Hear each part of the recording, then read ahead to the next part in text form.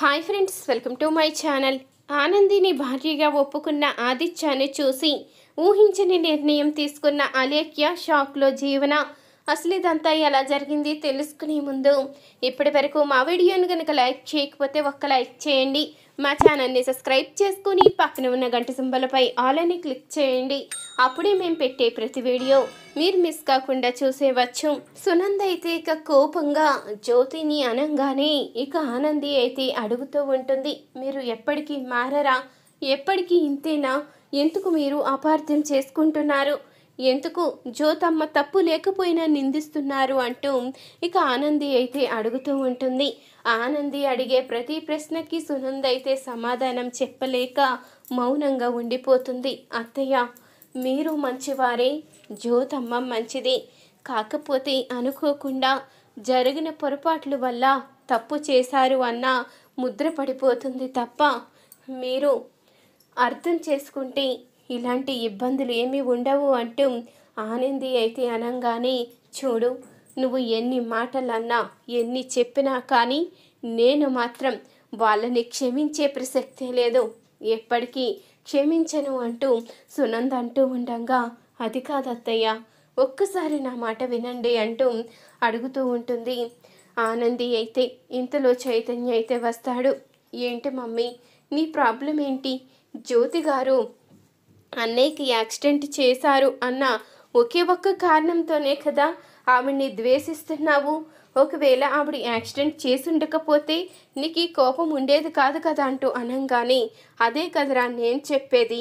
నా కొడుకు ఇన్ని రోజులు బాధపడ్డాడు అన్నా, వాడు ఇన్ని రోజులు నరకయాతన అనుభవించాడు అన్నా దానికి కారణం ఎవరు? ఆ జ్యోతే కదా. అలాంటప్పుడు ఎలా క్షమిస్తాను అంటూ సునంద అయితే అడుగుతూ ఉంటుంది. లేదు, ఇన్ని రోజులు అన్నయ్య బాధపడడానికి, అన్నయ్య కాళ్ళు పోయి ఎంతో కుమిలిపోవడానికి కారణం జ్యోతి గారు కాదు. ఇదంతా జరగడానికి కారణం జీవన. యాక్సిడెంట్ చేసింది కూడా జీవనే. ఆ విషయం తెలిసి తనకి బుద్ధి చెప్పాలని నేను తనని పెళ్లి చేసుకున్నాను తప్ప తనని ప్రేమించి మిమ్మల్ని బాధ పెట్టి మీకు తెలియకుండా పెళ్లి చేసుకోవాలని మాత్రం అనుకోలేదు. కేవలం అన్నయ్య మీదున్న ప్రేమతో తనకి బుద్ధి రావాలని ఈ పని చేశాను. ఈ విషయం వదినికి కూడా తెలుసు జీవనే యాక్సిడెంట్ చేసిందని. కానీ జ్యోతమ్మకిచ్చిన మాట కోసం ఈ నిజాన్ని బయట పెట్టడం లేదు. జీవన జీవితం ఎక్కడ నాశనం అయిపోతుందో, తన ఇంటి కోడలు కదా, నిజం తెలిస్తే నువ్వు తనని కూడా ఎక్కడ బయటికి గెంటేస్తావు అని వదిని ఈ నిజాన్ని దాచిపెట్టింది. ఏంటదినా, నేను చెప్పింది నిజమే కదా? యాక్సిడెంట్ చేసింది జీవనే కదా. ఇప్పటికైనా నిజాన్ని చెప్పండి వదినా. ఎందుకు మీరు ఆ దుర్మార్గురాలి కోసం మాటలు పడడం? తన కోసం మీరెందుకు అందరి ముందు దోషులా నిలబడడం? ఇప్పటికైనా నిజం చెప్పండి అంటూ చైతన్య అయితే అనంగానే ఇంతలో సునంద అయితే అడుగుతూ ఉంటుంది. ఏంటానంది, నిజమా? యాక్సిడెంట్ చేసింది ఎవరు అంటూ అడగంగానే, నిజమే అత్తయ్య, యాక్సిడెంట్ చేసింది జీవని.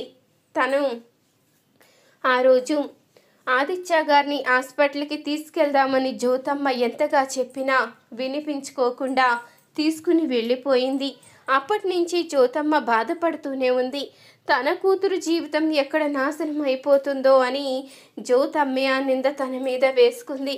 పెళ్ళి కావలసిన పిల్ల యాక్సిడెంట్ చేసి జైలుకి వెళ్ళింది అంటే ఇక తన భవిష్యత్తు నాశనం అయిపోతుందని, తన జీవితం ఇక కోలుకోలేని స్థితికి వెళ్ళిపోతుందని భయపడి ఆ ఒకే ఒక్క కారణంతో ఆ నింద తన మీద వేసుకుంది తప్ప జ్యోతమ్మ ఏ తప్పు చెయ్యలేదత్తయ్య. జ్యోతమ్మ దేవత అంటూ ఇక చెప్పంగానే ఆ మాట తెలుసుకున్న సునంద అయితే ఇక జ్యోతి విషయంలో చేసిన తప్పుకి చాలా బాధపడుతూ ఉంటుంది. ఈ నిజం ఎప్పుడో తెలుసుంటే ఇంతవరకు వచ్చుండేదే కాదు. సరే పదండి అంటూ సునంద అయితే చెప్పంగానే ఆదిత్య ఆనంది ఎంతగానో సంతోషపడుతూ ఉంటారు. ఏంటి, నిజంగా అత్తయ్య గారిలో మార్పు వచ్చిందా అంటూ ఆనంది అయితే ఎంతగానో ఆనందపడిపోతూ ఉంటుంది. ఇంతలో ఇక సునంద అయితే బయటికి వచ్చి ఇక జడ్జి గారి కుటుంబాన్ని మొత్తాన్నైతే లోపలికి రమ్మని చెప్తుంది.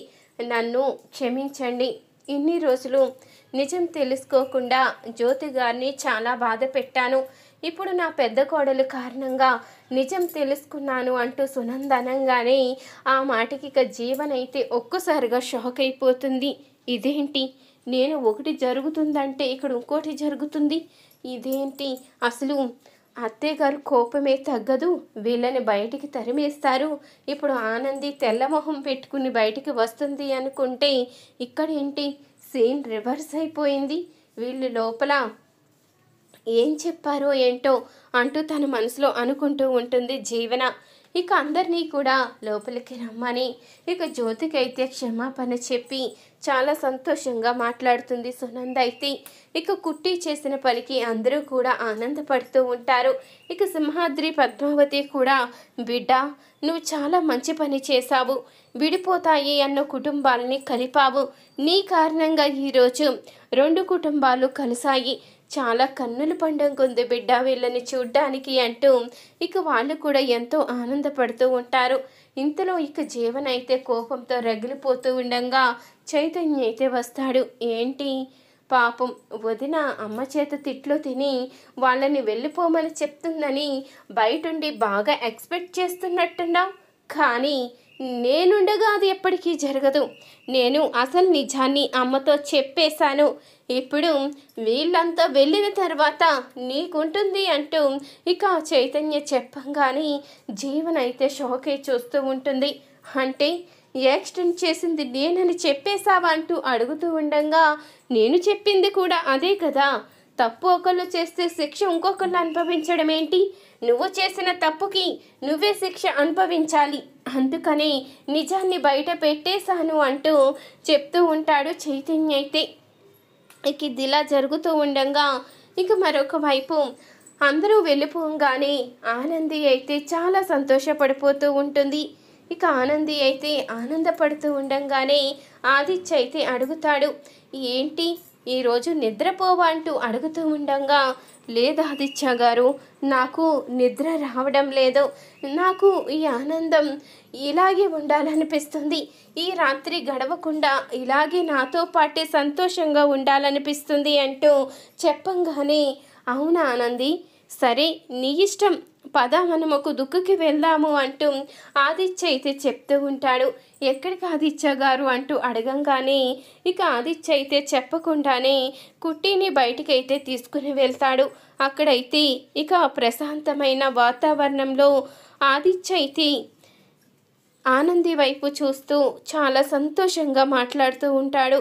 కానీ ఇక్కడ మనం ఏం చెయ్యాలి ఆదిత్య గారు అని ఆనంది అయితే అడుగుతూ ఉంటుంది. నాకు అంత కంఫర్ట్గా లేదా ఆనంది అంటూ ఇక ఆదిత్య అయితే ఆనంది ఒడిలో అయితే పడుకునేసరికి ఆనంది కూడా చాలా సంతోషపడిపోతూ ఉంటుంది. ఆదిత్య గారు అంటూ అడగంగానే, అవునానంది, నాకు నీ ఒడిలో పడుకోవడమే బాగుంది అంటూ ఇక అనగానే ఆ మాటకి ఆనంది అయితే చాలా సంతోషపడుతూ ఉంటుంది. అంటే ఆదిత్య గారు మనసులో నా మీద ప్రేమ ఉంది, అది బయట పెట్టడానికి ఈ విధంగా చేస్తున్నారు అంటూ ఆనంది అయితే తన మనసులో అనుకుంటూ చాలా సంతోషపడిపోతూ ఉంటుంది. ఆదిత్య గారు, నేను కూడా మీకు ఒక విషయాన్ని చెప్పాలి అంటూ అనంగానే, ఏంటో చెప్పు ఆనంది అంటూ ఆదిత్య అయితే అడుగుతూ ఉంటాడు. అది కాదు, మీరు నన్ను ప్రేమిస్తున్నారో లేదో నాకు తెలియదు, కానీ నేను మాత్రం మిమ్మల్ని ప్రాణంగా ప్రేమిస్తున్నాను, మిమ్మల్ని ఎప్పటికీ దూరం చేసుకోలేను అంటూ ఆనంది చెప్పంగానే, నేను కూడా ఆ మాట చెప్పడానికి నిన్ను ఇక్కడికి తీసుకువచ్చాను, నీకు అర్థం అవ్వాలనే నేను నీ ఒడిలో పడుకున్నాను అంటూ ఆదిత్య అయితే చెప్పగానే ఆ మాటకి ఆనంది కూడా చాలా సంతోషపడుతూ ఉంటుంది. ఇన్ని రోజులు నిన్ను దూరం చేసుకున్నాను, నిన్ను దూరం పెట్టాను, నిన్ను ఒక ఫ్రెండ్గా మాత్రమే చూశాను, ఈ రోజు నుంచి నిన్ను నా భార్యగా అంగీకరిస్తున్నాను అంటూ ఇక ఆదిత్య అయితే ఆనంది చెయ్యి పట్టుకుని చెప్పేసరికి ఇంతలో ఇక అటువైపు వచ్చిన అలేఖ్య అయితే వాళ్ళిద్దరినీ చూస్తుంది. ఇక ఇద్దరిని చూసిన అలేఖ్య అయితే ఆదిత్యాన్ని చూసేసరికి ఇక గతం గుర్తుకు రావడంతో ఆదిత్య ఆనందితో మాట్లాడే మాటలన్నీ విని, నేనిక ఆదిత్య లైఫ్లోకి వెళ్ళకూడదు, ఆనంది యొక్క భర్త ఆదిత్య గారా అంటే నేను ఇప్పుడు ఆదిత్యాన్ని కోరుకుంటే ఖచ్చితంగా ఆనంది అక్కకి ద్రోహం చేసినట్టే అవుతుంది. నేను ఎప్పటికీ ఆదిత్యకి కనిపించకూడదు, వాళ్ళ లైఫ్లోకి వెళ్ళకూడదు అంటూ ఊహించిన నిర్ణయం తీసుకుంటుంది అలేఖ్య అయితే. ఇంతలో ఇక ఆనంది ఆదిత్యాన్ని ఫాలో అవుతూ వచ్చిన జీవన్ అయితే వాళ్ళిద్దరూ అలా సంతోషంగా ఉండడం, ఆదిత్య ఆనందిని భార్యగా ఒప్పుకోవడం ఇదంతా చూసి షాక్ లో ఉండిపోతుంది. వాళ్ళిద్దరి మధ్య అగ్రిమెంట్ పేపర్స్ ఉన్నాయి, ఎప్పటికైనా విడిపోతారు అనుకుంటే ఇలా ఒకటయ్యారా? ఇదేంటి, నేను సంతోషంగా లేకపోయినా ఆనంది ఇంత సంతోషంగా ఉంది అంటూ ఇక షాక్ లో ఉండిపోతుంది జీవన్ అయితే. చూసారు కదా ఫ్రెండ్స్, రాబోయే కథలో ఖచ్చితంగా ఇలాగే జరగబోతుంది. ఇలాగే జరగాలి అనుకునే వారు మా వీడియోని తప్పకుండా ఒక లైక్ చేయండి, మా ఛానల్ని సబ్స్క్రైబ్ చేసుకుని పక్కనే ఉన్న గంట సింబలపై ఆల్ అని క్లిక్ చేయండి. అప్పుడే మేము పెట్టే ప్రతి వీడియో మీరు మిస్ కాకుండా చూసేవచ్చు.